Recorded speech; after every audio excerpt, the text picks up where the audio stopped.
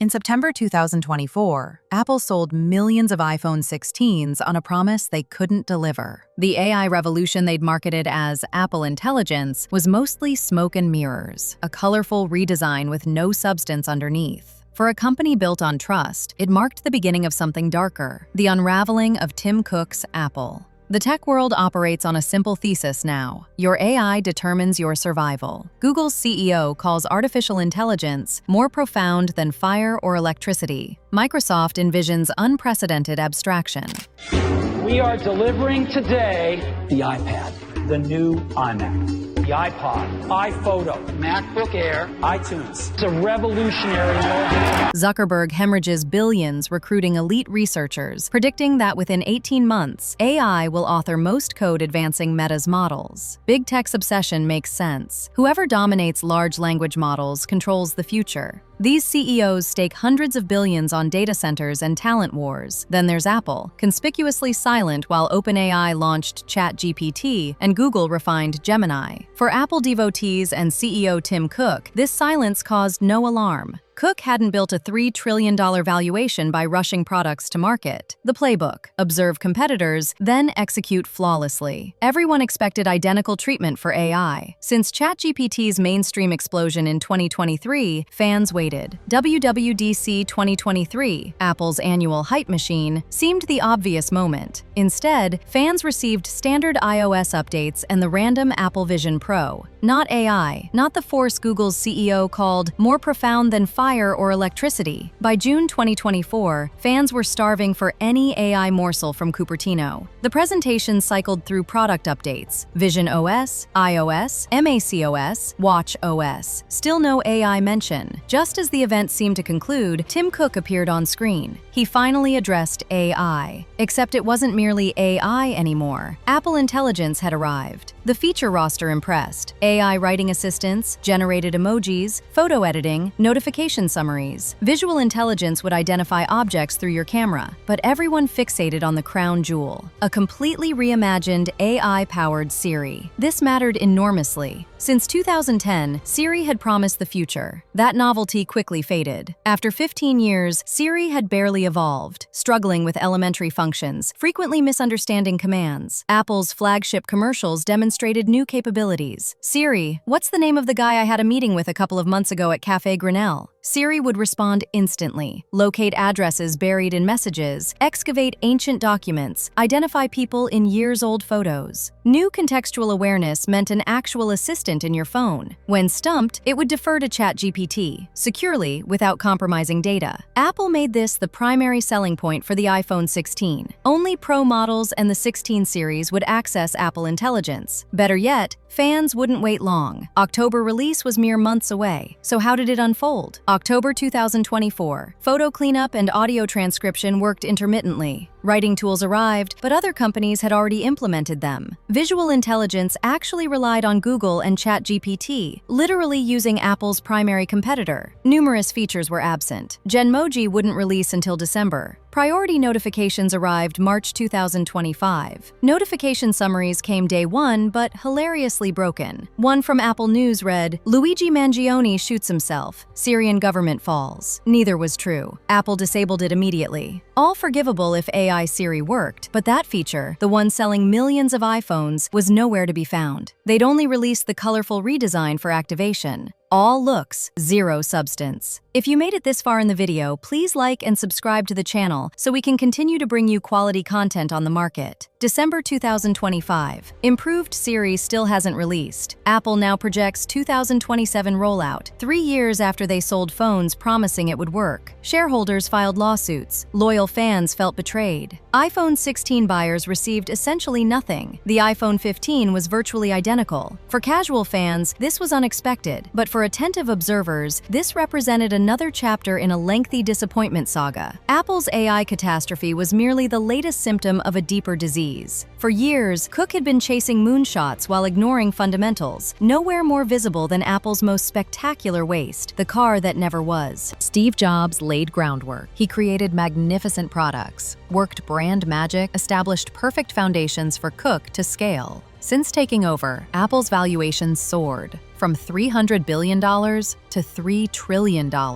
Only recently did it lose that title to NVIDIA due to AI. Despite mistakes, Cook's position was never questioned. He knew exactly how to keep Apple dominant, extract maximum money from customers. Cook's playbook reads like a masterclass in monetization. Remove the headphone jack, charge $200 for AirPods, solder RAM into MacBooks, charge $400 for upgrades costing $50 elsewhere. Release tiered iPhone models, Base, Pro, Pro Max, each incrementally more expensive for marginally better features. Before Cook, iPhones had one yearly model. The final iPhone under Jobs was the 4S. Years later, Cook experimented with tiered pricing, iPhone 5S and cheaper 5C. Financial success led him to steadily add versions until today's iPhone 16. Two models, each with Max versions. Prices climbed. Early 2010s articles showed iPhone prices matched other flagships. Today, iPhones cost several hundred more than competitors. The Pro Max costs nearly double the base price for marginal improvements. This reveals another Cook tactic: planned obsolescence. Need more phone storage? Just add an SD card. Except you can't with iPhones. In 2012, Apple began soldering RAM into MacBook Pros. By 2016, they did the same with storage. The cheapest 14-inch MacBook Pro costs $1,600. The most expensive? $400 more, practically identical except for 500 gigabytes extra storage and 8 gigabytes RAM. Upgrades costing roughly $50 for PCs. Apple pushed pricing to extremes. In 2019, they released a $1,000 monitor stand for their $5,000 monitor. When announced, even the enthusiastic WWDC audience gasped audibly. Peak Apple pricing. Beyond products, Apple grew services revenue aggressively. AppleCare provides device insurance. You'll likely need it considering how Apple obstructs self-repair. Even paying the expensive subscription doesn't cover everything. Another income source, the App Store. Before 2020, Apple charged flat 30% commissions. Epic Games sued for monopolistic practices. After years of litigation, Apple won most arguments. One caveat: Apple had to let apps direct users to outside payments without taking cuts. Apple resisted. Apps attempting external payments triggered scary warnings. Apple continued charging 27% instead of 30%. Eventually, in 2025, courts forced them to drop the charge entirely. This lost revenue hit hard, but barely scratched the surface compared to other problems. Throughout the 2010s, Apple flirted with automotive entry. By 2015, Cook decided they'd proceed independently, pouring billions into research, hiring over 1,000 engineers. A 2017 New York Times report claimed Apple had abandoned it. Later that year, Cook announced they were still building an autonomous car. A 2020 Reuters report estimated 2024 release. Then, silence. 2022 brought news. Bloomberg reported delaying until 2026, with the car only functioning on highways. 2 years later, Apple canceled the project entirely. Remaining staff were laid off. Reports suggest Apple spent over $10 billion, ending with nothing. This crystallizes how Cook has run Apple. Instead of unified vision, the company grew too large for control. He's exceptional at extracting customer value, making shareholders ecstatic. But evidence paints a picture of someone who lost control. The Vision Pro exemplifies this. These overpriced goggles offer nothing long-term for average consumers. Most people can't wear them beyond 30 minutes before feeling sick. With AI taking center stage and Meta's Ray-Ban glasses available, it's easily forgotten. Here's what's fascinating. Apple's legendary secrecy culture, once their greatest competitive advantage, became a fatal weakness in the AI era. While Google, Microsoft, and OpenAI collaborated openly and published research, Apple's closed ecosystem left them isolated. You can't win an arms race developing weapons in a sealed bunker while everyone else shares blueprints. The very thing that made Apple special under Jobs, obsessive privacy and control, made them obsolete under Cook when the game changed to rapid AI iteration. Reports reveal years of dysfunction. For Jobs, Siri was a final pet project. Under Cook,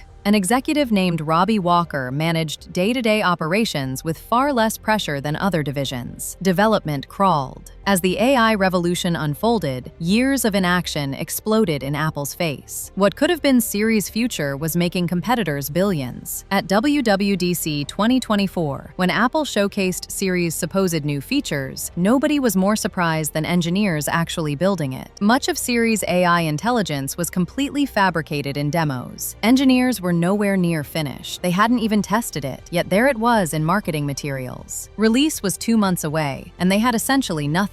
It might be too late. Tech companies routinely poach top engineers with $100 million packages. Apple has recently lost key engineers as Meta recruited 2 of their best minds after stealing their boss. Many thought their ChatGPT reliance would be temporary, but recent advertisements suggest this might be their long-term strategy. They're literally marketing iPhones as the best way to use OpenAI's technology, advertising their product as a premium shell for someone else's brain. This reliance will cripple Apple's future. The more they incorporate OpenAI and Microsoft services, the less important Apple Intelligence seems. That's when they lose control of iOS. Today, Apple Intelligence is practically useless, and that doesn't seem likely to change soon. The question becomes, how long until people simply switch to devices manufactured by the AI company whose software they use? Already, Johnny Ive is creating products for OpenAI. When OpenAI, Google, or Anthropic release compelling hardware running native AI, why choose the expensive middleman?